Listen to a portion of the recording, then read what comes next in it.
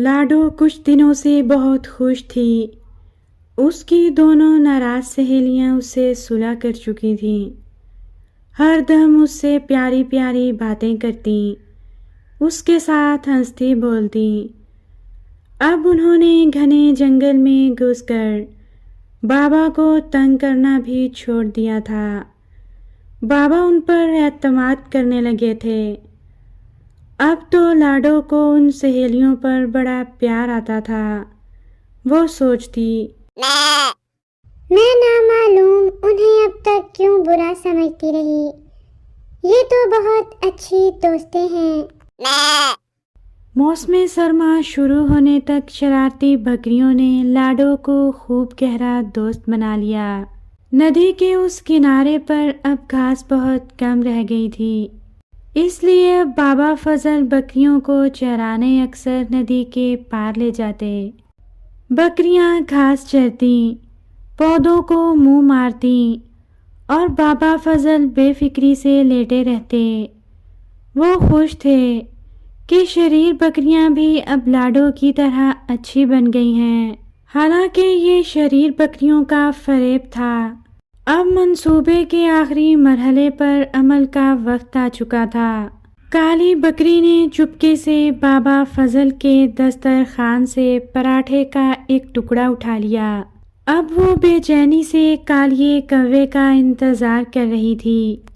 कालिया कौवा हड्डी रोटी की तलाश में रोजाना जंगल से गांव का चक्कर लगाता। वो वक्त का बड़ा पाबंद था। रोजाना सुबह ठीक 7:30 बजे दीवार पर आ बैठता और अपना राग सुनाता था। कालिए कौवे की पाटदार आवाज गूंजी। कहो बहन, क्या हाल है? कुछ परेशान दिखाई दे रही हो। कालिया कौवा अपने परों से पानी झाड़ता हुआ बोला। वो सुबह नदी में गुसल करके आता था। भाई, क्या बताऊं, एक जरूरी काम आ पड़ा है शेर बादशाह से। क्या कहा शेर बादशाह से? कौवा आंखें फाड़ कर बोला। हाँ भाई, काम ही कुछ ऐसा है कि बस वही कर सकते हैं।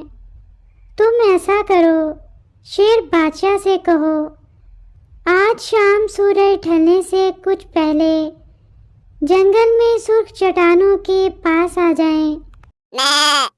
काली बकरी ने जल्दी जल्दी कहा। अरे भी बकरी, तुम भी कमाल करती हो। शेर बादशाह कोई तुम्हारे नौकर है जो पैगाम सुनते ही भागे आएंगे। जब तक उन्हें काम की अहमियत का यकीन नहीं होगा, वो भला क्यों आएंगे? इसलिए तुम पहले ये बताओ कि काम क्या है। अरे भाई, काम तो छोटा सा है और उन्हीं के फायदे का है। हाँ, इसमें कुछ फायदा हमारा भी है, मगर बात राज की है। काली बकरी ने तमहीद बांधते हुए कहा। तुम्हारा राज महफूज रहेगा। तुम मतलब की बात की तरफ आओ। क्या है वो राज की बात? मियाँ कौवे, हम शेर बादशाह की दावत करना चाहते हैं। काली बकरी ने असल बात को खूबसूरत जामा पहनाते हुए कहा। दावत? अरे वाह, फिर उसमें मेरा हिस्सा भी जरूर होगा। कौवा खुशी से चिल्लाया। क्यों नहीं, बचा खुचा तुम्हें ही तो मिलेगा। और ये लो पेशगी के तौर पर ताज़ा पराठा।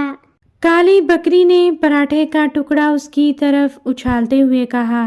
कौवे ने पराठे का टुकड़ा फिजा ही से झपट लिया और चिल्ला कर बोला। वाह जी वाह, बी बकरी, समझो तुम्हारा काम हो गया। काली बकरी अभी कव्वे को दूर जाते हुए देख रही थी कि बाबा फजल उधर आ निकले। अरे तुम अकेली यहाँ क्या कर रही हो? क्या आज जंगल नहीं जाना? काली बकरी ने इकरार में सर हिलाया और उनके पीछे चल दी। लाडो और दूसरी बकरी गली में उनकी मुंतजिर थीं। लाडो ने मुस्कुराकर उनका इस्तकबाल किया। सब बकरियां हंसी खुशी जंगल को चल दीं। रास्ते में काली बकरी ने आंखों ही आंखों में भूरी बकरी को बता दिया, हमारा पैगाम शेर बादशाह के पास जा चुका है।